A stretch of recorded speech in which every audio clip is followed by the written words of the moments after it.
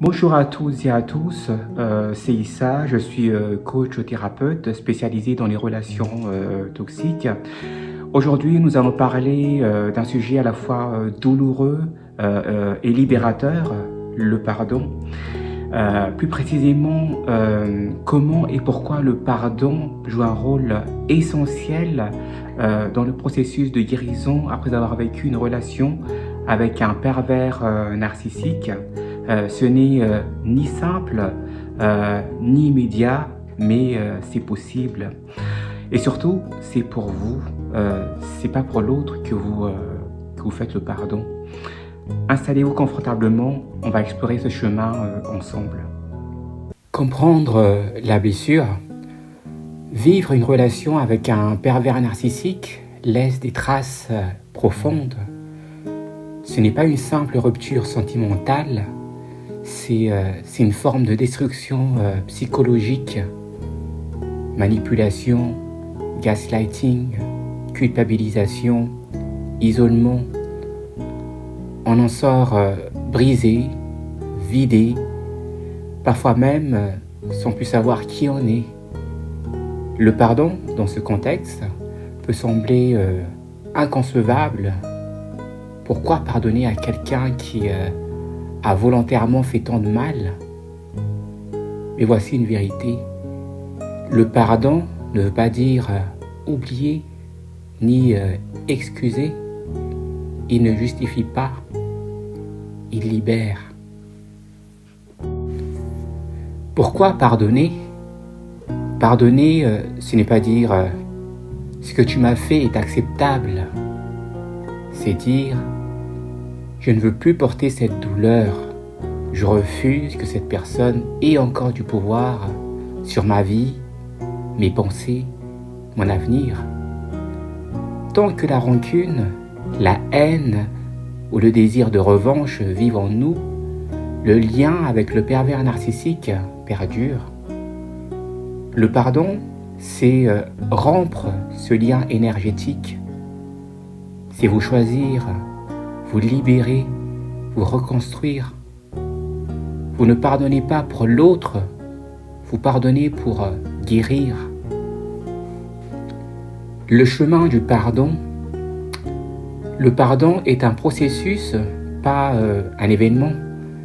Il commence souvent par la colère, puis par l'acceptation, puis doucement par une forme de paix intérieure. Voici quelques étapes pour avancer vers le pardon. Reconnaître tout d'abord la douleur. Ne minimisez pas ce que vous avez vécu. Nier sa souffrance empêche de guérir. Deuxièmement, exprimez, parlez, écrivez, pleurez, criez, libérez l'émotion. Troisièmement, comprendre le mécanisme du pervers narcissique. Cela ne justifie rien, mais ça aide. Ça aide à réaliser que le problème venait de l'autre, pas de vous. Quatrièmement, se reconnecter à soi,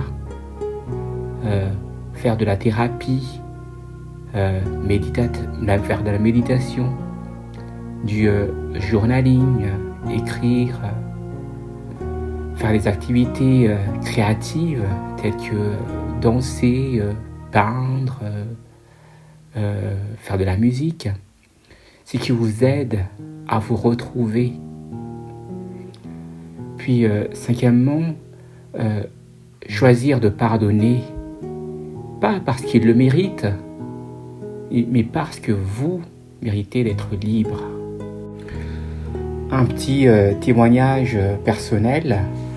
Pendant des années, après avoir vécu avec un pervers narcissique, j'avais ressenti de la haine, mais que j'avais enfui car je préférais avancer dans ma vie.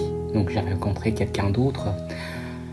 Mais à chaque fois, j'avais l'impression de revivre les mêmes scénarios, que ce soit dans mes relations sentimentales ou dans mes relations amicales ou encore dans mes relations professionnelles, jusqu'au jour où j'ai compris que je souffrais, que ma réalité en fait était déformée.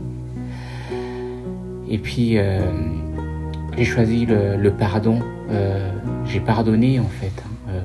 J'étais revenu à l'endroit où on avait vécu.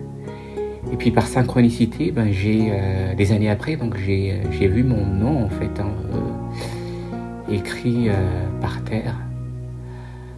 Et puis là, j'ai pardonné en fait. J'ai pardonné ce qui a été fait. J'ai pardonné le passé. Le pardon, je ne l'ai pas fait pour lui. Je l'ai fait pour recommencer à respirer, à vivre, à être libre et avancer plus sereinement, plus en paix. Le pardon est un acte courageux, un acte d'amour envers soi. Ce n'est pas l'oubli, ce n'est pas l'impunité, c'est une porte vers la paix.